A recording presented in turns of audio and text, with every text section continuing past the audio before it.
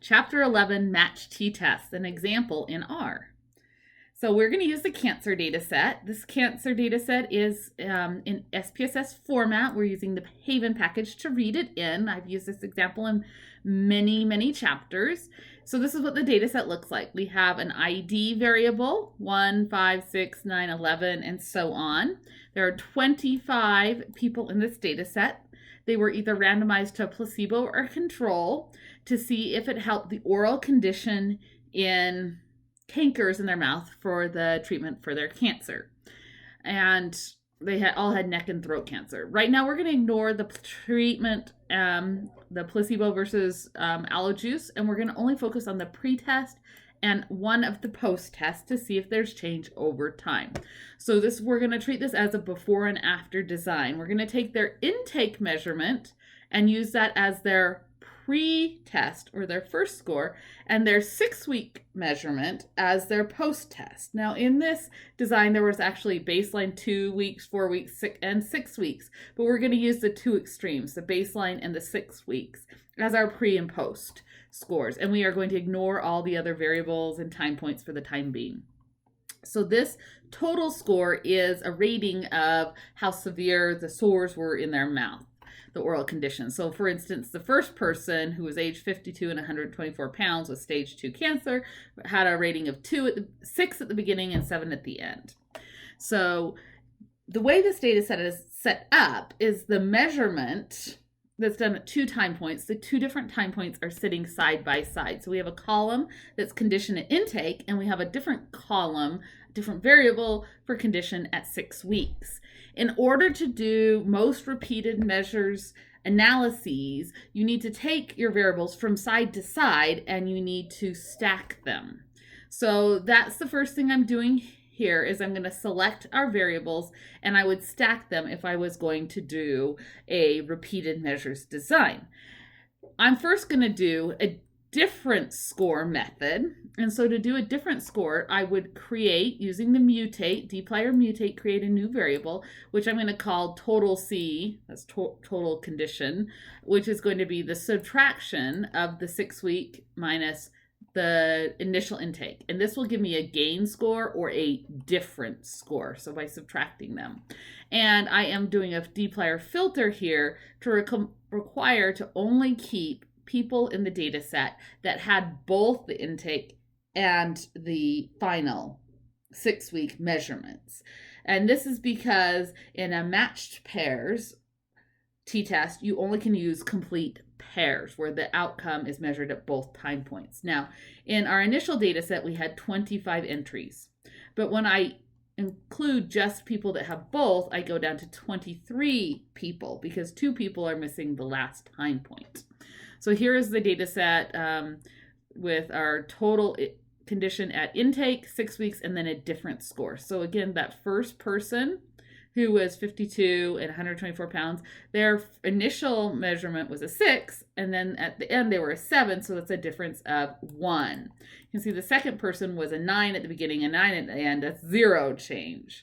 This third person, who's ID number 6, they started out as a 7, they went to a 19, so that difference is 12.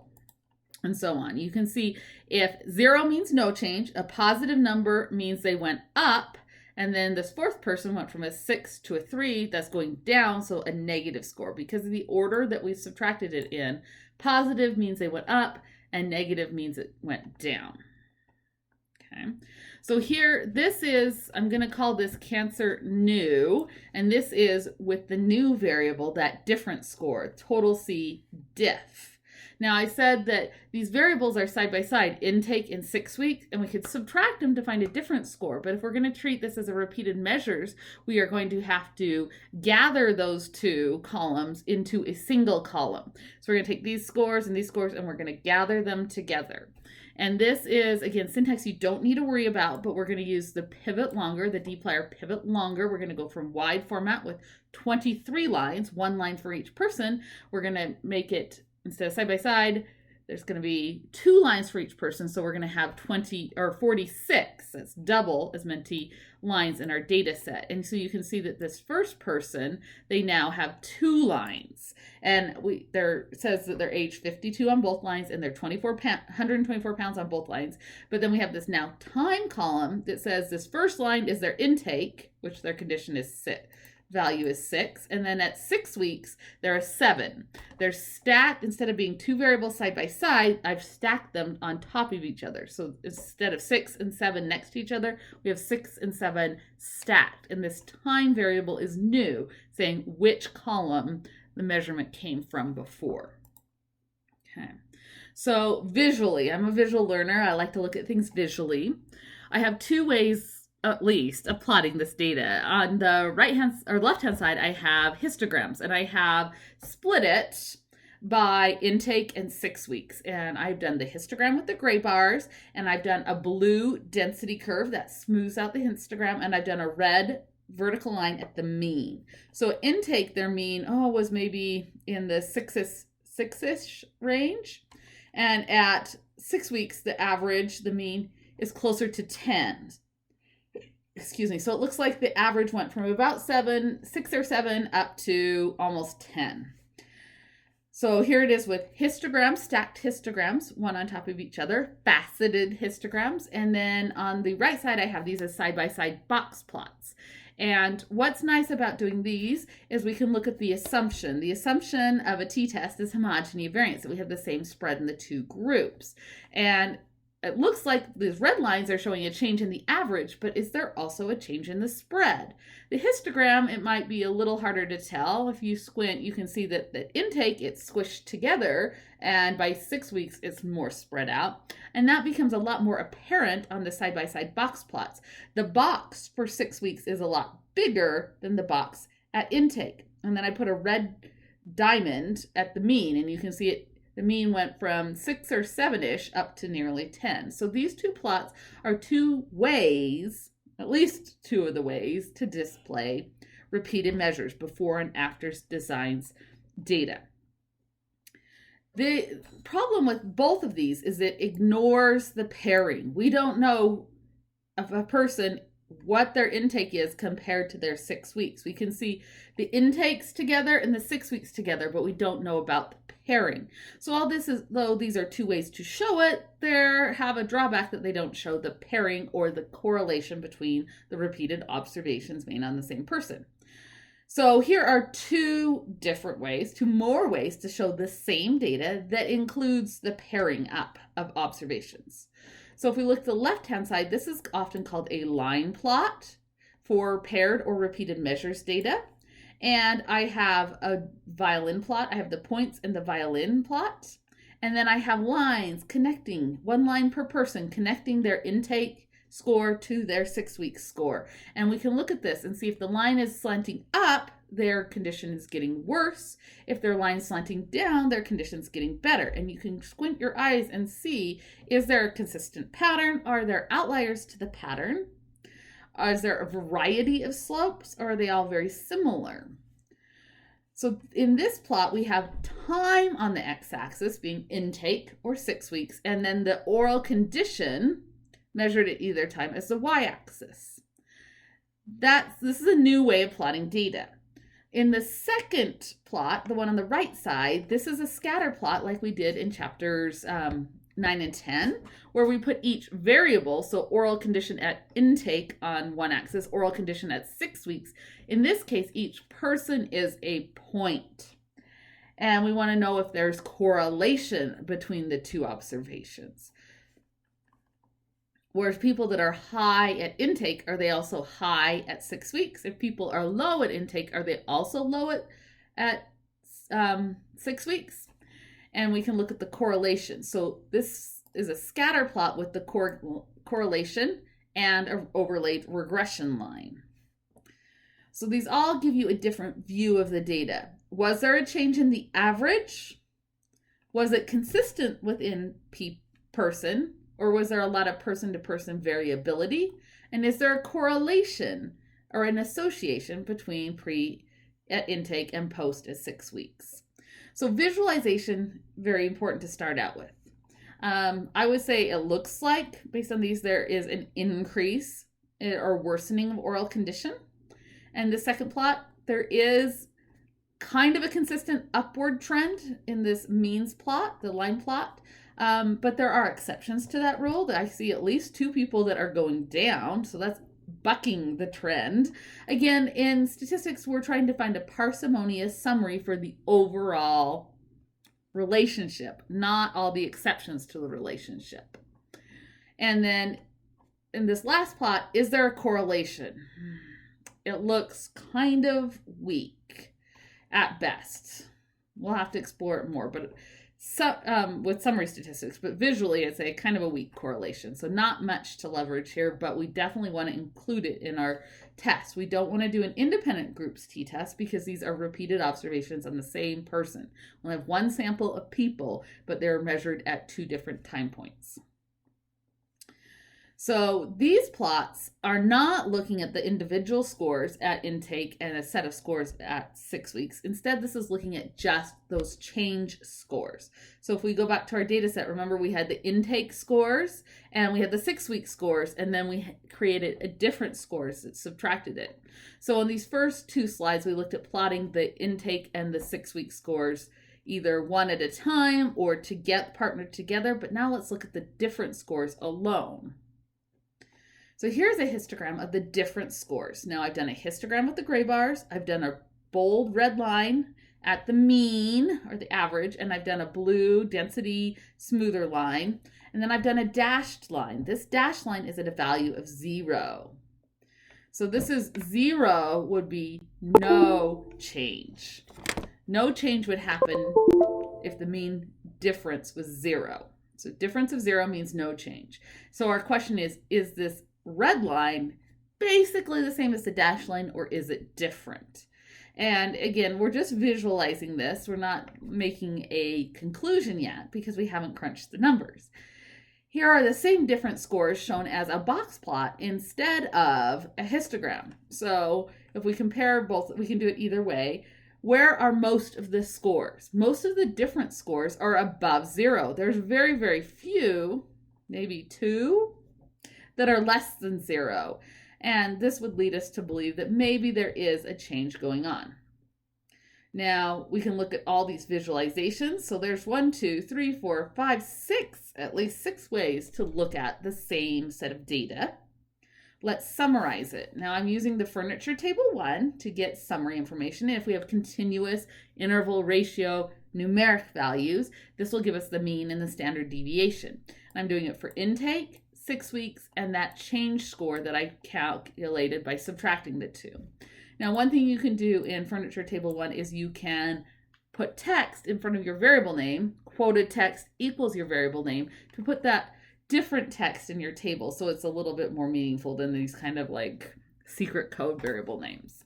So we've got pre-scores, post-scores, and change scores. So we saw these on the plot that at pre-score, the average is, we said 6 and 7. It's actually almost 6.5. And at post, we said it's almost 10. It's at 9.5. So on average, how much did each person change? Their change score averaged 3. So 3.00, that's our capital D bar, is the average change score. Is 3 bigger than 0? You bet. But is it statistically significantly bigger than 0? That's the question. So here I've done another kind of summary statistics. So means and standard deviations at each time point and of the change score. That's one way to summarize the data. Another important thing is, since we know that this is paired data, each pre-score has a post-score that it's matched with because they're the same person, we need to account for correlation. So we can use our core.test we learned back in chapter 9 to ask how correlated those two are. And remember, in correlation, we put the variables on the same side of the tilde wave to denote that there's no dependent and independent variable, just the correlation between the two. Now, if we look down at the bottom of the output, the correlation is quite small. It's closer to 0 than it is 1. It's about 0.10. And if we look at the p-value associated with that correlation, not even close to statistically significant. So we saw that in the scatter plot. There's very little correlation between pre-test and post-test. Here we've got a number to attach to it, a non-significant small correlation. So let's get to doing the test. So when we do a paired t-test, there are two methods we can do it. Either we can calculate the difference score and do a 1 sample test, or we can do a 2 sample test and say it's paired. So to do the direct difference method, we need to have calculated those difference scores. Remember, I calculated the difference scores in my data set by actually subtracting the pre and post test. I did post minus pre to get this gain or difference score. That would make this total C diff. Those are like the capital D's, the D's, each person's D score, difference score. So the direct difference method would have you pull out those difference scores and then do a t-test to see if they're equal to 0, mu equals 0. And here we get our output. You notice at the bottom, it says sample estimates. The mean of X, it's going to call it always X, the mean of the differences, we know it's difference. The mean of the difference is 3.0. We saw that in our summary statistics. The mean of the difference was 3. Now we have a p-value to see, is that equal to 0 or not? So what's our conclusion? P is low, null must go. Our null hypothesis is nothing's going on. The average at pre and average at post are the same. Nothing changed. Now we have evidence that there was a change. And when there is evidence of a change, you need to say what direction. So here would be a way to write one sentence to summarize this all. The 23 participants' oral condition was measured at intake, and I'm giving the summary, mean and standard deviations, inside of parentheses, and we use a capital M and a capital SD italicized to summarize that. So the oral condition was measured at intake and reevaluated 6 weeks later. So I'm giving the summary of the scores at both time points and saying a paired samples t-test on the repeated measures. Again, I'm saying that they're repeated, so I'm going to also summarize the correlation. Now remember, most numbers by APA format, we give 2 numbers after the decimal. The exception is p-values and correlations. We usually put 3 numbers after the decimal. And remember, you need a 0 in front of the decimal, but only if the number can be bigger than 1. So R, the correlation coefficient, and p-values don't need a 0 in front of the decimal. So the 23 participants' oral condition was measured at intake and reevaluated 6 weeks later. A paired samples t-test on the repeated measures found that this to be a statistically significant deterioration. Now I'm saying deterioration because a higher number meant they got worse. Now, summary information, means, standard deviations, correlations, those go in parentheses, but the test statistic, the p-value, and any effect sizes, including potentially confidence intervals, those things go not in parentheses, just with parentheses or commas separating them at the end of the sentence. So we've got the average mean difference of 3, but we can see the 6.48 and the 9.48. And now we have a confidence interval. This confidence interval is for the difference between the 2 time points after taking into account this rather pathetic non-significant correlation.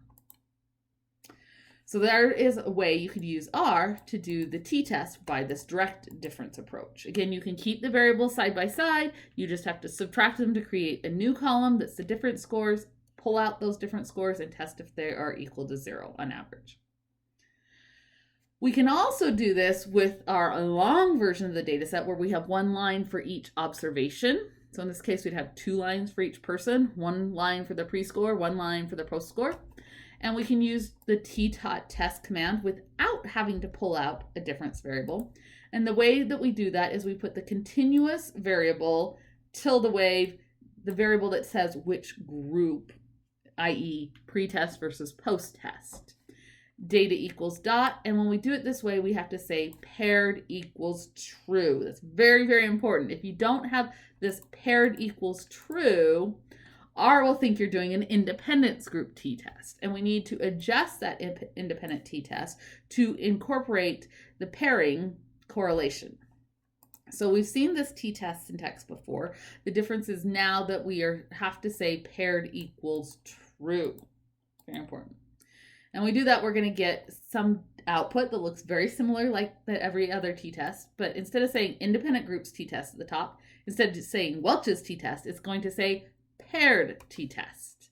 And at the bottom, we see the mean difference is -3. Again, this just has to do with the order of subtraction that's occurring, so we don't get too bent out of shape out of the negative sign. We get our t-value, which 3.909. Have we seen 3.909 before? Oh, degrees of freedom, 22. Yeah, degrees of freedom, 22. That p-value looks very familiar. We get the same results if we do the direct difference and the paired correlation method. We'll get exactly the same results, provided we didn't make any mistakes in our typing. We got to make sure you put paired equals true. Again, this confidence interval will be the exact same as the other one. It's just subtracted in the opposite order. So if you get a confidence interval that is negatives on both of the numbers, I would drop the negatives and then reverse it so it's a smaller number and then the bigger number. For instance, we'd say the same thing as we said before. We can give our summary information for our pretest and our posttest and our correlation, and we have the same t-score. Again, we usually don't put the sign on the t-score when we write up APA format, because it's just a nuance of order of subtraction. And the same thing with the confidence intervals. We'd usually drop those, and if we were going to do the mean difference, we usually drop those negative signs and write it in the smaller number and followed by the bigger number. Okay. Just like any other test, we can usually default to doing a two-tailed test, but you can do a one-tailed test. And you can set that option inside of the t-test command by saying alternative equals. And the default is a two-sided. It will say the true difference is not equal to 0, and you'll get a two-sided confidence interval. If you change it to alternative equals less or alternative equals greater, then you get a one-sided p-value, which will be half as big as the two-tailed p-values, but check out the confidence interval.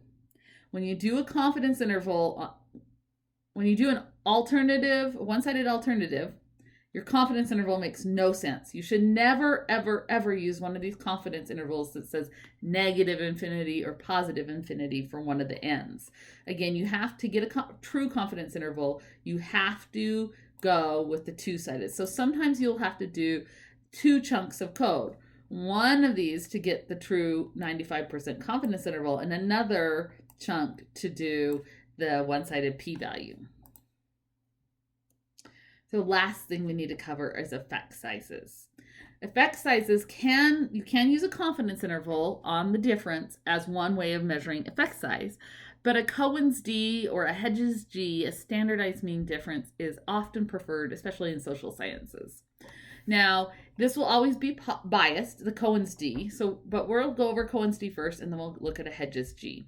So Cohen's d, if we were doing original Cohen's d, it would be the observed difference over the standard deviation of the difference, and how many standard deviations the two averages are apart. Now, we saw that our average difference was 3.0, and the standard error for the difference, or the standard deviation, when we looked at our summary information, see there's our change score, the average 3, and the standard deviation of the change scores was 3.6. So we would divide those two to get our Cohen's d by the original Cohen's d formula. This original Cohen's d, is meant to only be used with independent groups. So if you have a matched t-test, you need to adjust the correlation for the lack of independence. And you do this, now remember, Cohen's d is supposed to be based on numbers from the whole population. So notice it uses rho in the formula. Rho is in the population correlation. Usually we use what we've got. What we got is this correlation in the sample, which was, remember, non-significant, but we'll use it anyway. So we would take our original d that we calculated over here and saved as d, and we are going to times it by the square root of 1 over double 1 minus rho, the correlation. And you'll see that even though the original Cohen's d gave us a value of 0.815, the matched t Cohen's d gives us a 0.607. So this is telling us our measurement of oral condition at intake to 6 weeks changed by an average of 0.6 standard deviations. So Cohen's d, again, this is in your book as formula 11.5. Cohen's d, again, is supposed to be based on population numbers, and so it's going to be biased if we're using sample data. A better, less biased way to capture effect size if we're using sample data is with Hedges G. And Hedges G for match test has a formula that's based on the t-test, the t that you get, the match t, and how many pairs you have. Remember, n is the number of pairs you have, not the total number of observations. And so we would take our t value times the square root of 1 over 23 because we had 23 people with pre-test and post-test both. And that would give us our Cohen's d, or our Hedges G.